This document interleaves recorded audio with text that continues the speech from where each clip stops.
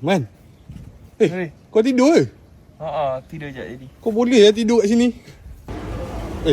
Bangun Apa yang kau tidur Nanti dah sini? sampai atas bagi tahu Man, aku minta maaf man. Aku rasa kedai dia kat bawah man. Sorry tu. Man. Bangun. Nanti dah sampai kejutkan aku. Aduh, ni Airbnb tak hantar kunci lagi. Dah lock saya nak masuk. Man, kau buat apa ni? Aku nak rehat tidur jap. Eh. Pintu belum buka lagi kan? Belum. Tak adalah kau tidur depan rumah ni. Tak apa, aku okey je. Man, gempa bumi man. Man, bangun man, gempa bumi man. Man.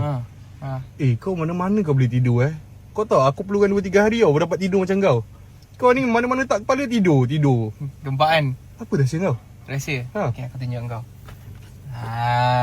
Ni dia. Magnet sleep. Magnet sleep Tak, dia bukan magnet sleep. Dia takkan melekat tu kalau kau letak. Dia magnet sleep. Lepas tu dalam magnet sleep ni, aku cakap kau, dia ada ashwagandha dan chamomile. Dan dia ada magnesium glycinate juga tau. Jadi sehari sekali kau ambil.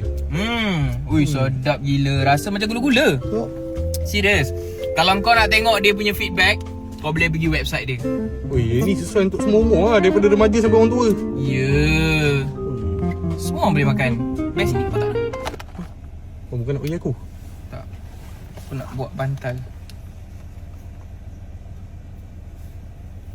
Hai, tidur dah.